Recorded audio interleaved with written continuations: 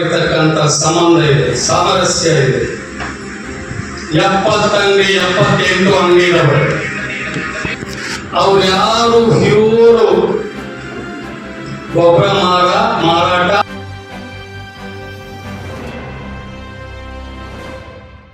ನಮಸ್ಕಾರ. ಈ ನಿಮ್ಮ ಶುಕ್ರದಶೆ ನ್ಯೂಸ್ ಅಪ್ಡೇಟ್ ಚಾನಲ್ ಅನ್ನು ತಪ್ಪದೆ ಸಬ್ಸ್ಕ್ರೈಬ್ ಮಾಡಿ. ನಾನು ಸಂಪಾದಕ ಎಂ ರಾಜಪ್ಪ ವ್ಯಾಸ್ಕೊನಹಳ್ಳಿ.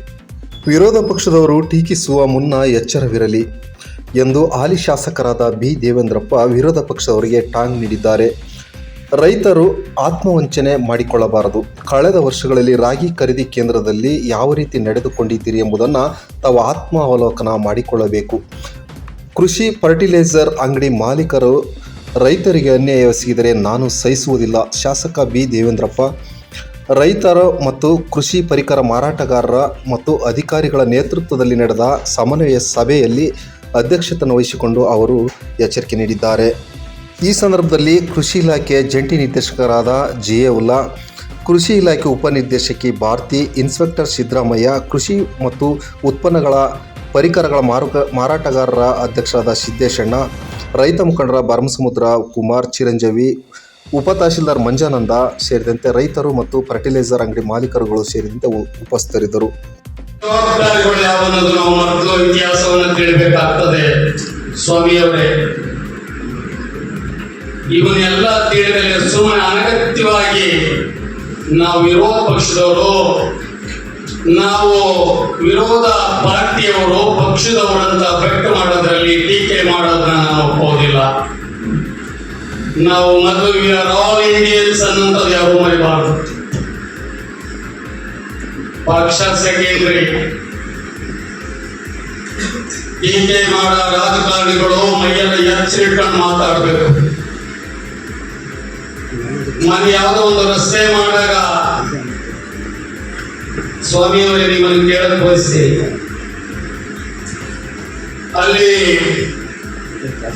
ಹಳೆ ತಾಲೂಕ್ ಆಫೀಸ್ ರಸ್ತೆ ಒಬ್ಬ ಗುತ್ತಿಗೆದಾರ ಮಾಡ್ತಾನೆ.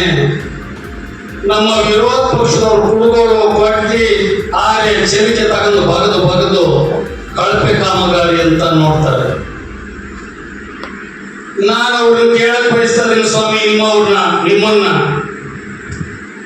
ಬೈಲು ರಂಗಮಂದಿರ ಯಾರು ಕಟ್ಟಿದ್ರು, ಸೀಲಿಂಗ್ ಯಾರು ಮಾಡಿದ್ರು, ಮೊನ್ನೆ ಒಟ್ಟಾರೆ ಕೊಲಪ್ಸ್ ಆಗಿರುತ್ತಲ್ಲ, ಅದಕ್ಕೆ ಉತ್ತರ ಕೊಡ್ತೀರಿ? ಕಾರಣ ಅನೇಕ ಇರ್ತವೆ. ಕಾಮಗಾರಿ ಕಳಪೆ ಆಗಿರ್ಬೋದು, ಅಥವಾ ಈ ಸೀಲಿಂಗ್ ಇದೆಯಲ್ಲ ಅದನ್ನ ಗಾಳಿಗೆ ಬಿಡಬಾರದು. ಗಾಳಿ ಮಳೆ ಅದಕ್ಕೆ ರಕ್ಷಣೆ ಆಗದಿದ್ರೆ ಅದನ್ನು ಕೊಲಪ್ಸ್ ಆಗಿ ಬಿಡುತ್ತದೆ.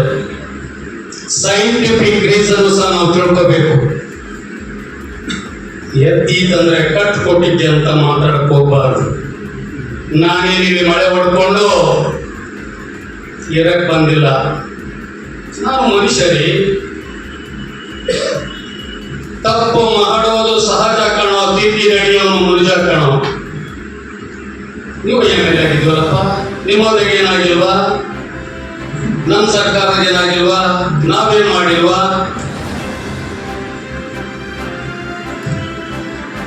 ಮಾಡು, ಒಳ್ಳೇದು. ನಿನ್ ಶಕ್ತಿ ಇದೆ, ನೀನು ಮಾಡು. ನನ್ನ ಶಕ್ತಿ ಏನಿದೆ, ನಾನು ಮಾಡೋಣ. ನಾಳೆ ಈ ಮತದಾರ ಅಂತಕ್ಕಂಥ ಮೇಷ್ಟ್ರು ಇದಾರಲ್ಲ, ಚೆನ್ನಾಗಿ ಬರೀ ಪ್ರಶ್ನೆಗೆ ಆನ್ಸರ್ ಮಾಡಿ ಪಾಸ್ ಮಾಡಿ ಮುಂದಕ್ಕೆ ಕಳಿಸ್ತಾರೆ. ಇಲ್ಲ ಇಲ್ಲೇ ಕೂತ್ಕೊಳ್ಳಪ್ಪ ಅಂತೇಳಿ 3-4 ಸಲ ಕೂರಿಸ್ಕೊಳ್ತಾರೆ. ಹೌದಾ? ನನಗೇನಾಗಬೇಕಾಗಿತ್ತು? ನಾನು ಫೇಲ್ ಆದ್ರೆ ಮತ್ತೆ ಹೋಗೋದೇ ಇಲ್ಲ. ನಾನು ಯಾವ್ದನ್ನ MLO ದಾನ ಕಟ್ಟೆ ನೋಡ್ಕೊಂಡು ಹೋಗ್ತೀನಿ. ನಾನೇ 4 ಸರಿ ಪರೀಕ್ಷೆ ಬರೆಯಕ್ಕೆ ಹೋಗೋಣ. ಹಾಗಾಗಿ ಇದ್ರ ಬಗ್ಗೆ ನೀವು ಗಂಭೀರವಾಗಿರ್ತಕ್ಕಂಥ ಎಲ್ಲ ಕೃಷಿ ಪತ್ತಿನ ಸಹಕಾರ ಸಂಘಗಳಿಗೂ 27 ಸಂಘಗಳು ಯಾರಿದೆ ಸಂಬಂಧಪಟ್ಟ ಬರೀ ಕಡೆ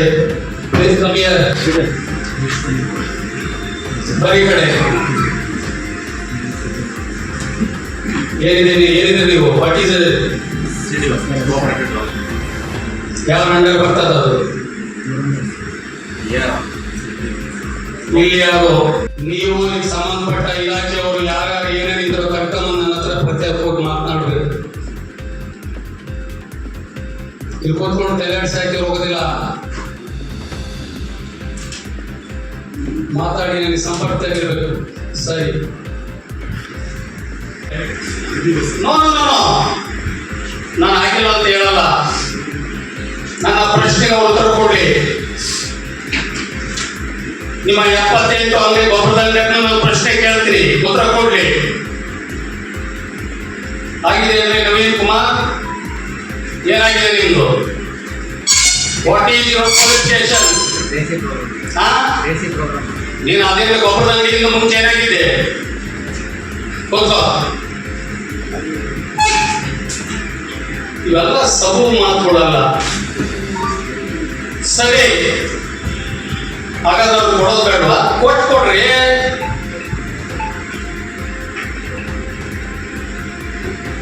ಟ್ರೈನಿಂಗ್ ಕೊಟ್ಕೊಡು. ಯಾರು ಬೇಡ ಅಂತಾರೆ? ಕೊಡಬೇಕಲ್ಲಿ.